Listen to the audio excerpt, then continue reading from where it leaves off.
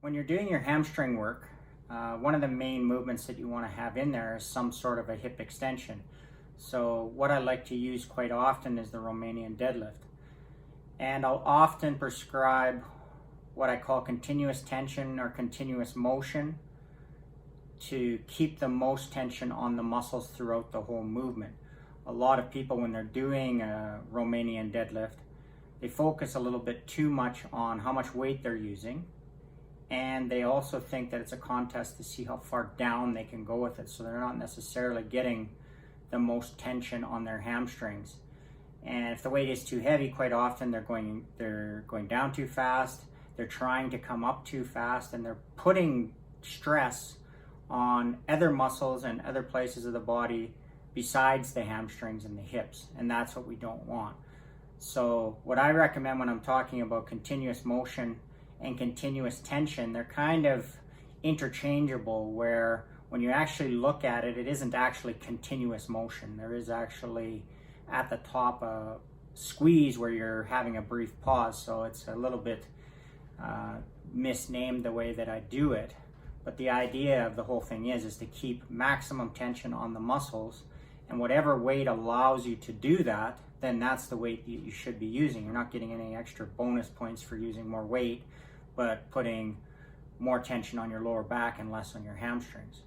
So I'm just going to show real quick how I like to do these, a couple little tricks that I add into it that you can or cannot add if you wish, and hopefully this helps you hit your hamstrings harder and keep tension. So the first thing that I like to do, and a lot of people for whatever reason are against it, is I like to use wrist straps whenever I'm doing Romanian deadlifts, because they tend to be higher reps. I don't do super low reps with them, and I don't want to have to worry about my grip slipping. So I'll always use wrist straps so that I can hold on to it and never have to worry about it. Second thing that I do quite often is I'll use dumbbells instead of the barbell. The dumbbells allow me to keep the weight beside me, and then as I push my hips back, the weight can actually go straight down and straight back up. If I have the bar in front of me, you can still do this if you keep the bar lightly touching the whole time, but a lot of people have a hard time doing that, and they'll tend to bring it out a little bit. And if you get away from yourself at all, you're going to put more stress on your lower back.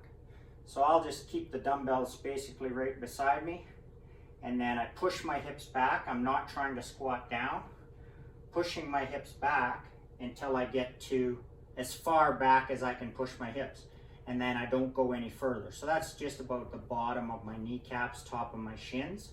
Anything more than this is going to be turning it more into a lower back exercise or some sort of a squat, and you don't want to do either of those. If you're trying to work your hamstrings, then you should be limiting your movement to your hip extension, and pushing the hips back and bringing them through is squeezing the glutes at the top is what you're aiming for.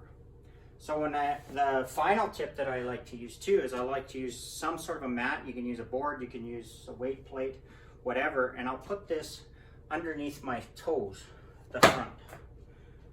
That just raises my toes just slightly off, and that allows my hamstrings to stretch just a little bit more effectively in the bottom position.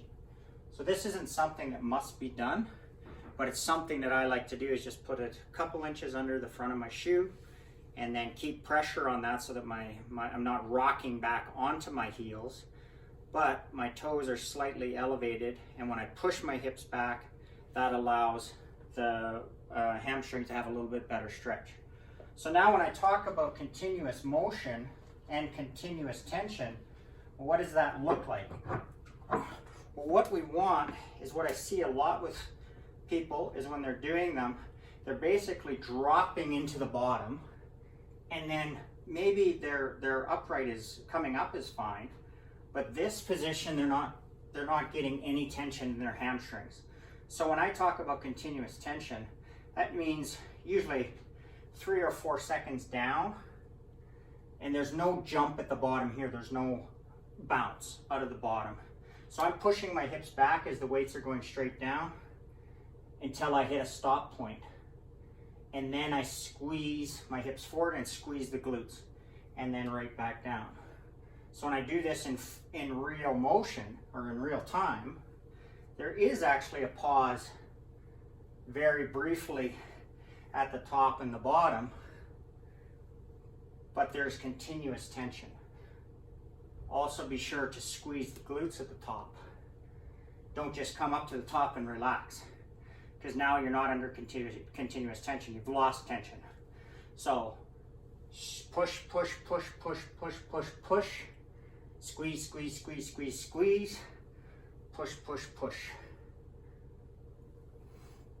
If you're doing this correctly, the glutes and the hamstrings will be under tension the whole set.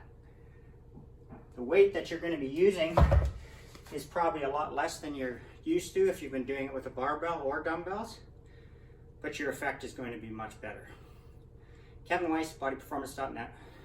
Talk to you again real soon.